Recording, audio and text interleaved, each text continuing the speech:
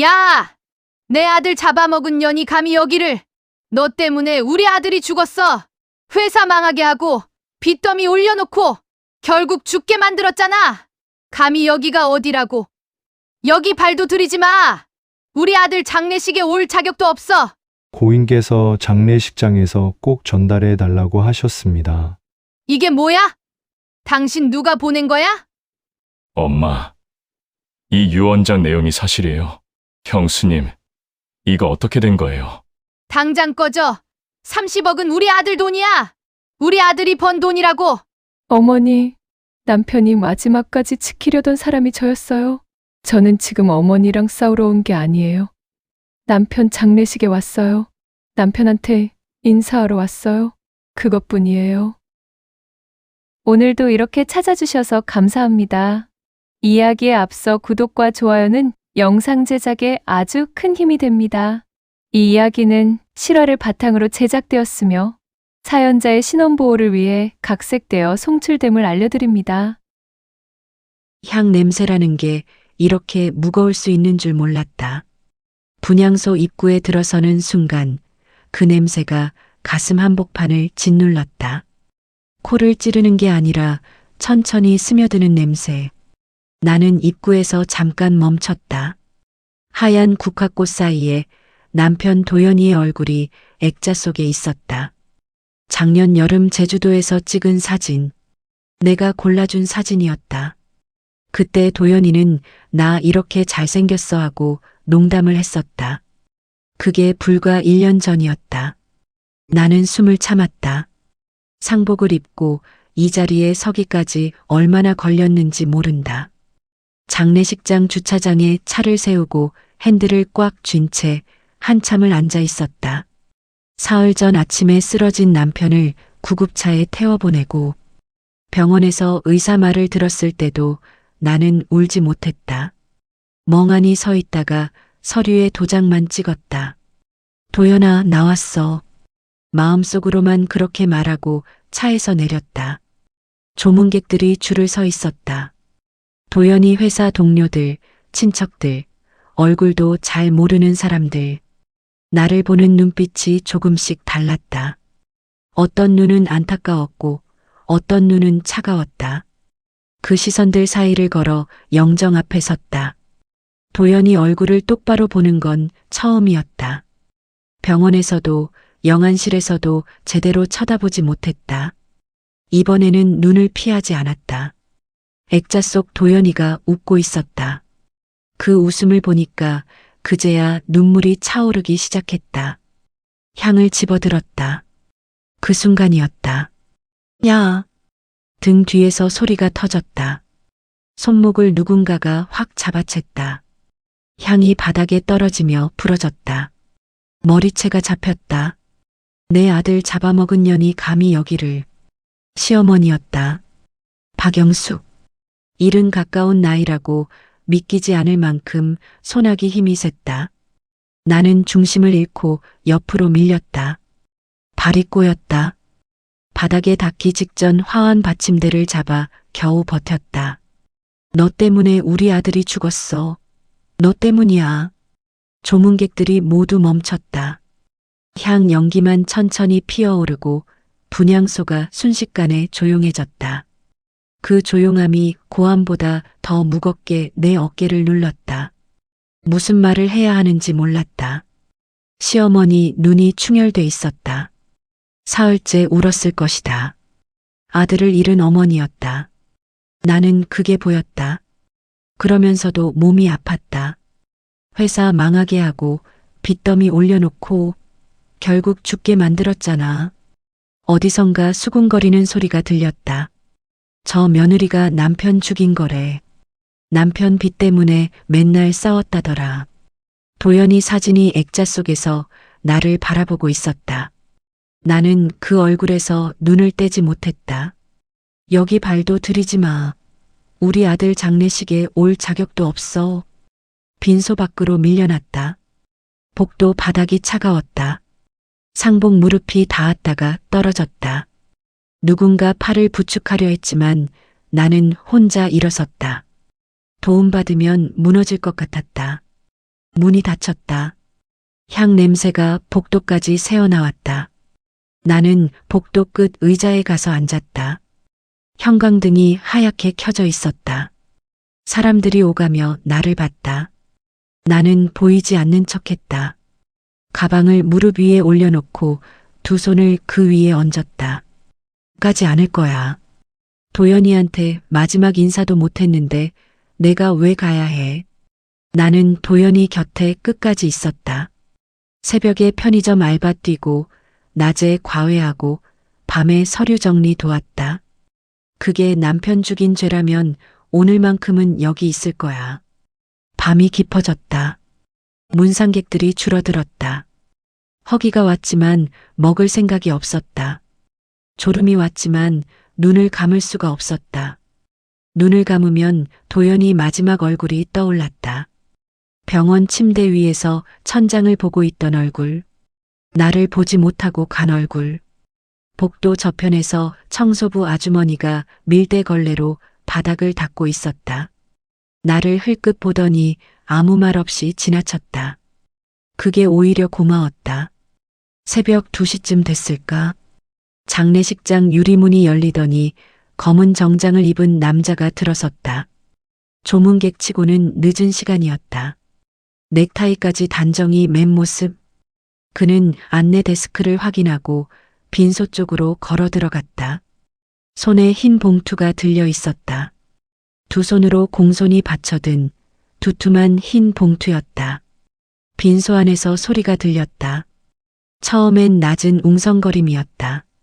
나는 복도 의자에서 몸을 일으켜 벽 쪽으로 천천히 걸어갔다. 빈소 문이 완전히 닫혀 있지 않았다. 문틈으로 불빛이 새어나왔다. 나는 그 틈 앞에 섰다. 들어가지도 떠나지도 않은 채 그 남자의 목소리가 들렸다. 고인께서 장례식장에서 꼭 전달해 달라고 하셨습니다. 잠시 침묵이 흘렀다. 그리고 시어머니 목소리가 터졌다. 이게 뭐야? 누가 보낸 거야? 봉투를 낚아채는 소리가 났다. 종이가 찢기는 소리. 나는 문틈에 더 가까이 섰다. 숨을 참았다. 시어머니가 뭔가를 읽기 시작했다. 처음엔 소리내어 읽다가 중간에 멈췄다. 긴 침묵이었다. 빈소 안이 이상하게 조용해졌다. 향 연기가 문틈으로 새어나왔다. 그리고 시어머니의 목소리가 달라졌다. 이게 무슨 소리야? 나지막한 목소리였다. 고함이 아니었다. 오히려 그래서 더 무서웠다. 방금 전까지 나를 향해 소리를 지르던 그 목소리가 지금은 낮고 떨리고 있었다. 친척 중 누군가가 봉투를 건네받아 소리내어 읽기 시작했다. 나는 문틈에 귀를 바짝 댔다. 유서였다. 도연이의 유서였다. 목소리가 읽어 내려갈수록 빈소 안의 공기가 달라지는 게 느껴졌다. 도연이 회사가 망한 이유, 수십억 빚이 생긴 이유. 나는 그 내용을 들으면서 벽에 등을 기댔다. 다리에 힘이 풀렸다. 몇 년 전 시어머니가 아들의 명의를 이용해 지인들과 무리한 투자 사업을 벌였다는 것. 결과는 대참패였고 수십억의 빚이 전부 도연이 이름으로 남았다는 것. 도연이는 그 사실을 나한테 숨긴 채 혼자 감당하려 했다는 것. 나는 알고 있었다. 빚이 있다는 건, 회사가 어렵다는 건. 하지만 그 시작이 시어머니였다는 건 몰랐다. 도연이가 끝까지 말하지 않았다. 나는 그냥 우리가 운이 나빴다고 생각했다. 경기가 안 좋아서, 사업이 잘못돼서, 새벽에 편의점 알바를 나가면서도, 카드 명세서를 보면서도 그냥 버텨야 한다고만 생각했다. 도연이가 힘들다고 할 때마다 같이 버티면 된다고 했다. 더 캐묻지 않았다. 물어보면 더 힘들어질 것 같아서. 그게 아니었다. 벽에 기댄 채 나는 눈을 감았다. 도연이 목소리가 들리는 것 같았다. 지은아, 미안해. 말하지 못해서 미안해. 그 목소리가 들리는 것 같아서 나는 입술을 깨물었다. 눈물이 나오려는 걸 참았다. 지금 울면 안 됐다. 아직 끝나지 않았으니까. 빈소 안에서 술렁이는 소리가 났다. 어머니, 이게 사실이에요? 형수님, 이거 어떻게 된 거예요? 시어머니는 아무 말도 하지 않았다. 나는 문틈으로 안을 살짝 들여다봤다. 방금 전까지 나를 향해 고함을 치던 그 사람이 지금은 봉투를 무릎 위에 올려놓은 채 굳어 있었다. 손이 봉투 위에 얹혀 있었다. 움직이지 않았다. 조문객들의 시선이 조금씩 달라지고 있었다. 아까까지 나를 향하던 눈빛들이 이제 시어머니 쪽으로 향하고 있었다. 수군거리는 목소리들도 방향을 바꿨다. 그때 친척 중 한 명이 다시 말했다. 봉투 안에 또 뭐가 있는 것 같은데요. 시어머니가 천천히 봉투를 들었다. 안을 들여다봤다. 서류가 하나 더 있었다. 시어머니는 그것을 선뜻 꺼내지 못하고 봉투만 들여다봤다. 마치 그 안에 뭐가 있는지 이미 알고 있는 사람처럼.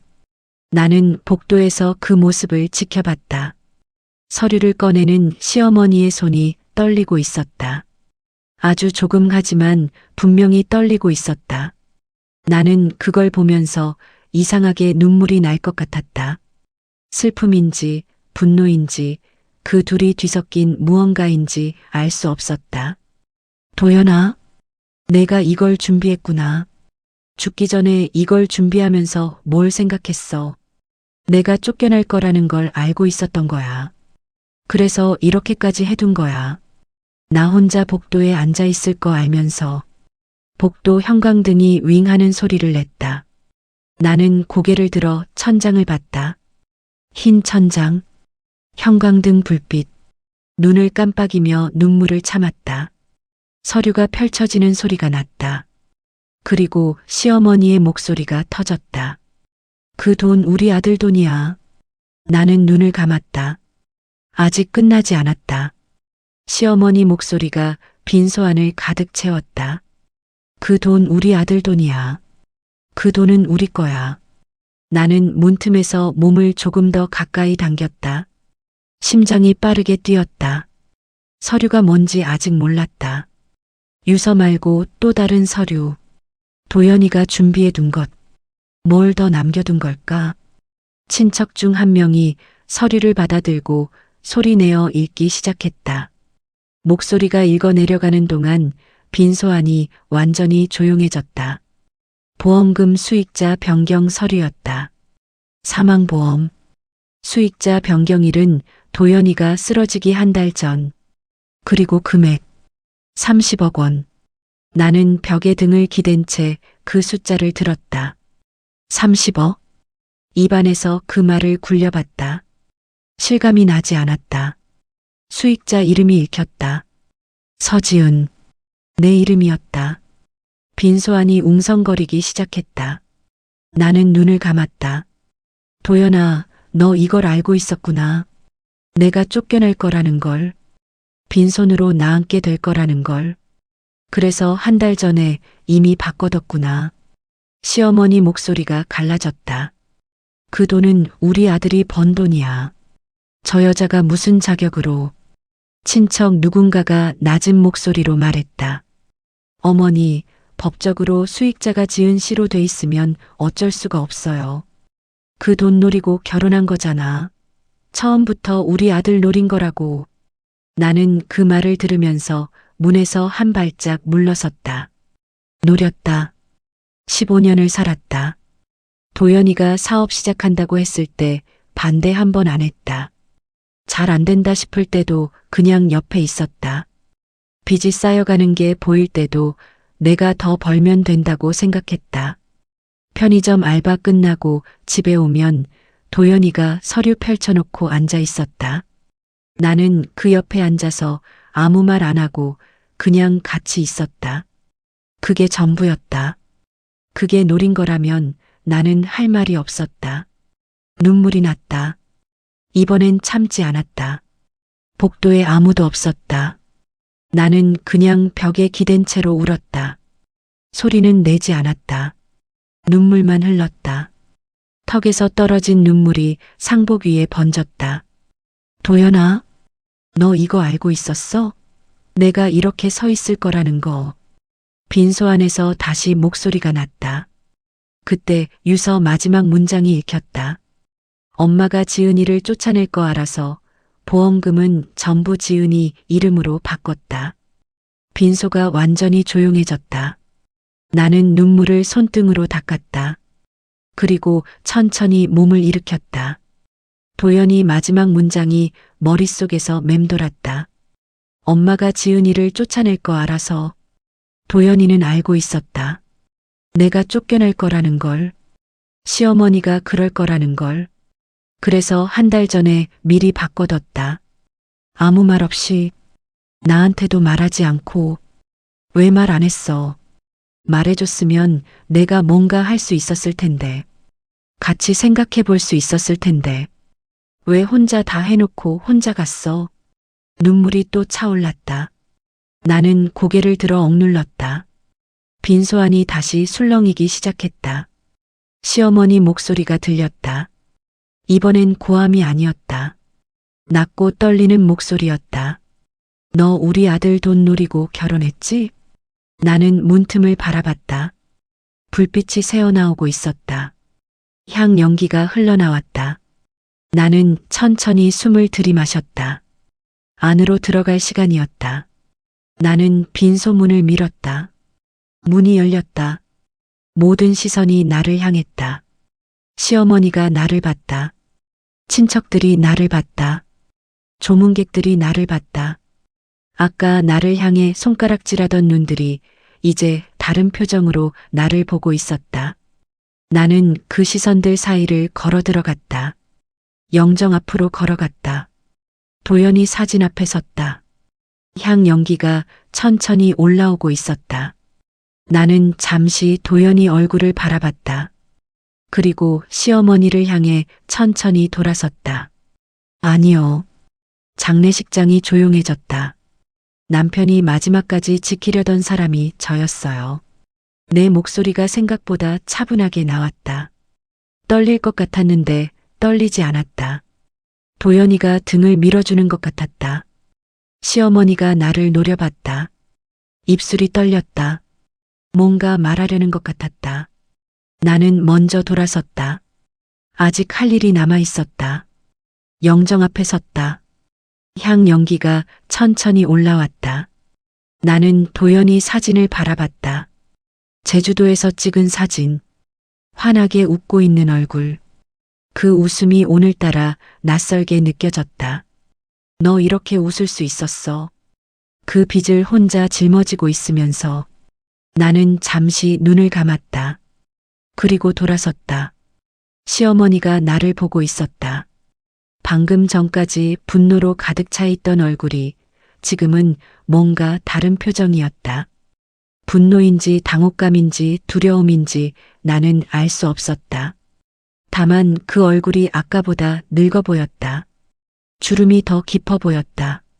친척들이 시어머니를 바라봤다. 조문객들도 시어머니를 바라봤다. 아까까지 나를 향하던 시선들이 전부 시어머니 쪽에 고정되어 있었다. 시어머니가 입을 열었다. 저 여자가 꾸민 거야. 저 여자가 우리 아들 꼬여서 보험금 바꾸게 한 거라고. 아무도 대답하지 않았다. 그 침묵이 대답이었다. 시어머니가 나를 향해 손가락을 들었다. 너 때문이야. 내가 없었으면 우리 아들 이렇게 안 됐어. 내가 옆에서 맨날 돈 했잖아. 나는 그 말을 들으면서 한 발짝도 움직이지 않았다. 돈 했다. 편의점 알바비로 카드값 맞고 과외비로 관리비 냈다. 도연이 몰래 적금을 깼다. 도연이가 알면 미안해할까봐 말 안 했다. 새벽 2시에 알바 끝나고 들어오면 도연이가 서류 펼쳐놓고 혼자 앉아 있었다. 나는 그 옆에 아무 말 없이 앉아서 같이 있었다. 어깨 한번 두드려주고 물 한 잔 갖다 줬다.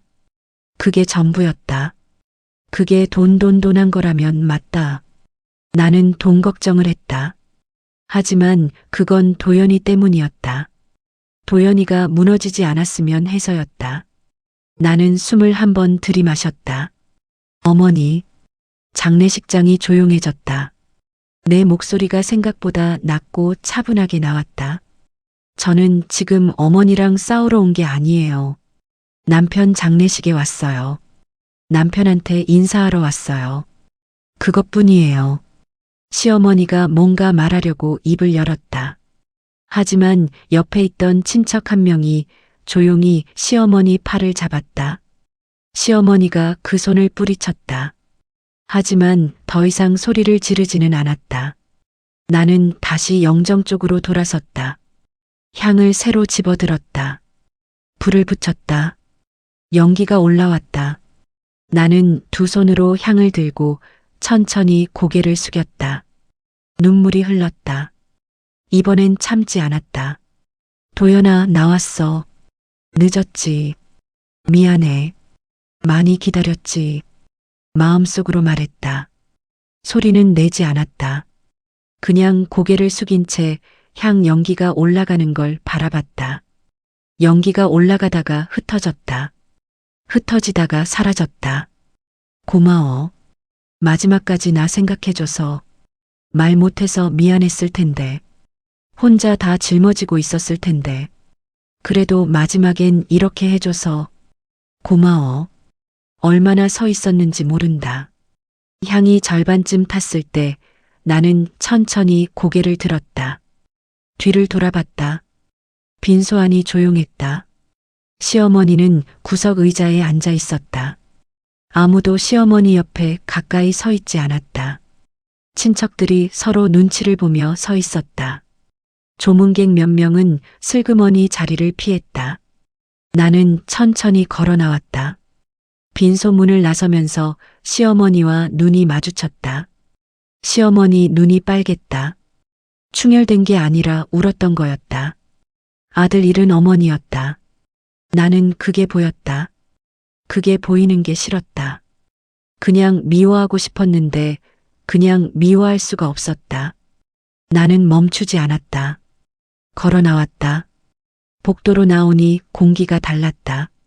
장례식장 안의 향 냄새와 달리 환기구에서 찬 바람이 들어오고 있었다.